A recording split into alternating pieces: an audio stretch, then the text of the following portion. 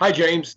Could you just give us a little background when you were heading into college? How heavily recruited were you, and coming into the draft, after the draft was over with, who else did you consider signing with besides the Jaguars? I would say coming out of college, coming out of high school, I didn't have that many offers. Um, I didn't go to a lot of camps when I was in high school. I just didn't like to. I felt like it didn't really do anything for me. Um, yeah, after the draft, I would say Coach Terry, Coach Trubisky, called me before the last pick and said that he was gonna try to get them to draft me, but he wasn't gonna make any promises. I said okay, but at that point I was just looking to get on the field somewhere. And another team that called me was the 49ers, and those are only the only two. Thank you. Thanks, Gene. All right, let's go over to John Reed and then John Shipley. How you doing, my man? Tell Good, me, what was your mindset, man? You come into a camp, you know you don't have preseason games, you're not getting a whole lot of carries at the start. What was your mindset to overcome all those barriers and be where you're at right now today? Coming in, my mindset was just finding a way to get on the field, and special teams was what was in my mind. And so when I came in, I was just looking to do a lot of things right on there and get on the field that way, but also come in and compete and show what I can do at the running back position. And how would you describe your personality? Are you just low key? You quiet? I mean, what is your personality? So yeah, I'm a very quiet guy. The interview with Jay that you guys had probably, he said I'm a quiet guy. So everyone says that around here. Thank you, man. Good luck to you. Thanks, John. Let's go over to John Shipley, and then we'll go to Mike Buda. Hey, James. Nice to meet you.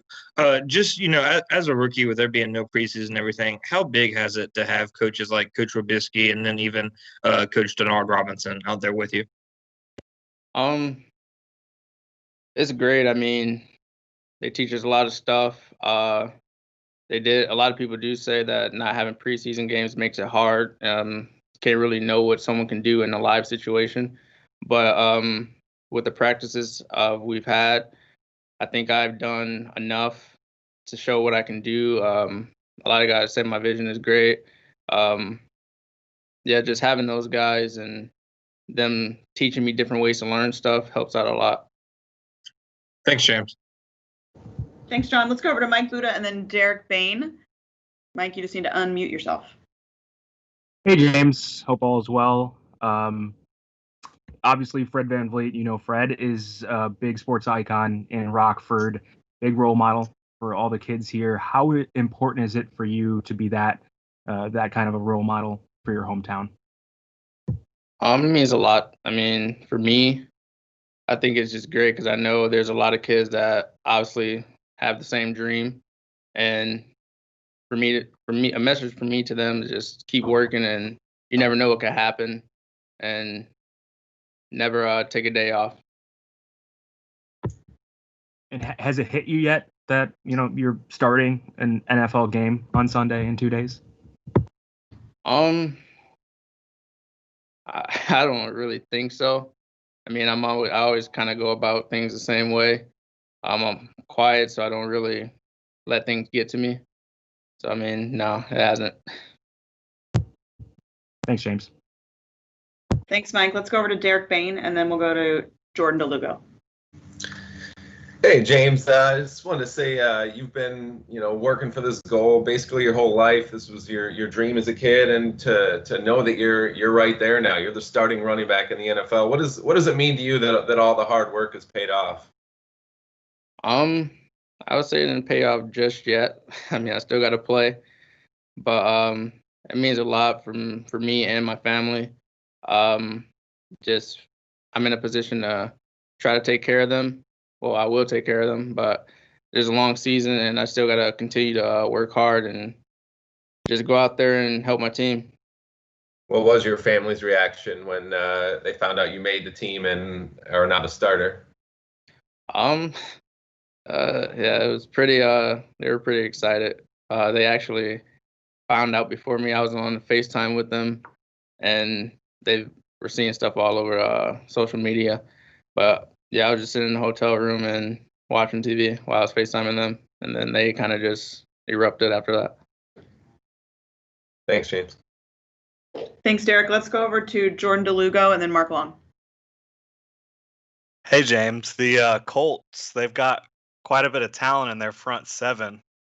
Looking at Darius Leonard and DeForest Buckner and guys like that, are you at all nervous with the jump in the level of competition that you're going to be facing this Sunday as a starter? No, not at all. I mean, at the same time, I mean, I have 10 other guys on the field with me that's working for the same goal, and that's to win. So, I mean, no, I'm not nervous at all. Awesome. Thanks. Before Mark.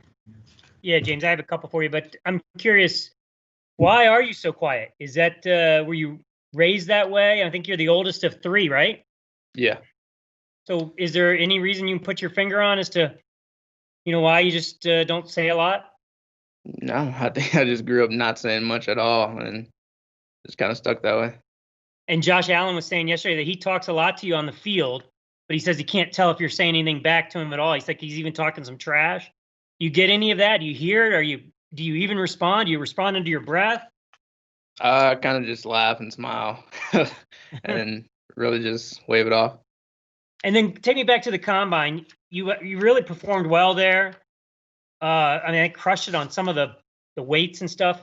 Did you think at leaving that you were going to get drafted? And were you a little shocked on when the draft came and went? Yeah, once I left, I felt like I did pretty well and I would have a good chance to get drafted. And obviously everyone wants to get drafted, but I mean, towards the end, it wasn't really looking good. So I was just waiting for a team to call to pick me up, and the Jaguars did, and I'm thankful for that. Last one, did you feel weird in number 38? And how eager were you to switch to 30? And does 30 mean anything for you? I just thought 30 looked better. I did ask for a number in the 20s. I've actually wore 25 my whole life, never had a different number in football. But obviously, there's guys that got 25. Chris Thompson wore 25. Rock, I was talking to him about what number I wanted. He was like, get in line, because he had like the number tattooed on his wrist too, and he was waiting for it too. So I was like, man. So I was trying to get one in the 20s, but he asked me if I wanted 30, and I said yeah. Thanks, Mark. All right, let's jump over to Mike Duraco and then Jake Fogel. Hey, James, can you just kind of give us an idea of who you are? Like, what are your hobbies away from here? Like, do you cook? Do you, play a lot of video games? What are you afraid of? Do you hate clowns? That kind of stuff. People don't know anything about you at all. I like to play video games. I play Warzone and Madden, 2K, and all those. But outside of that, I got into golfing while I was back home before I got here, and I go shoot around sometimes, play basketball with my family. So golfing is the newest hobby? Is that what you said? Yeah. How's that going? Going? Well, before I got here, I started to get pretty good, but then obviously when I got here, I had to go to work, so I haven't been playing. So we'll see how it is once I get back. Thank you. Thanks, D-Rock. Let's go over to Jake Fogel and then Cassidy Hill. Hey, James, just kind of discussing your journey as an undrafted free agent to now the starting running back for the Jags in week 1. How do you process like all this in just this short amount of time? I just think of it like it's still football. You still got to go out there and do what you have to do what you do in practice. So it relates over to the game, and yeah, that's about it. And then one follow-up, James, like some of the being on the Jags now, like what bonds have you created on that team? I would say, with the running back group, we talk a lot during practice if we're not in, talking about all kinds of stuff, but we're still focused, obviously. Other than that, we haven't really gotten together outside of football just yet. I mean, some guys are in a hotel, some guys are trying to move into a new place, so that's it. Thanks, James. Awesome. Great. Let's go over to Cassidy Hill and then Jay Taft, and then we'll have time for one more. Hey, James. Nice to meet you. Nice to meet you too. We've heard a lot about your vision, but what do you think are the 3 best aspects of James Robinson's game? Other than vision? You can include that as one of them. We'll give you that. I like that. I'd say vision, making the first guy miss, and I would say my acceleration through the hole. Are there any particular plays that kind of jump out in your mind that you think, go back and watch that one, that shows what I can do? I feel like I've had a lot of runs that kind of look the same, but no, I mean, I guess there is one my junior year that I really liked against Western Illinois. I'll say that one. We'll find it then. Yeah. And then, obviously, like you said, you're a quiet guy. Not a lot of people have heard from you, but what does get you riled up? What can get you talking or keep you going for hours? I don't know. I mean, maybe if I'm playing a game with some of my friends and we get to arguing about them not helping out or something. It's like a pickup game? Yeah. Nice. Thank you. Nice to meet you. Nice to meet Thanks, you. Cassidy. Let's jump over to Jay, and then we'll finish up with Mia. Hey, James. Just you've talked a lot in the past about wanting to prove all the naysayers wrong and stuff. What motivates you the most these days, and especially these past few weeks as you've been kind of clawing for that spot? I would say just my family. Obviously, when I didn't get drafted, it was sad for all of us, and I think for me, it was more of just trying to do something to help out my family and show that I wasn't going to let me not getting drafted bring me down.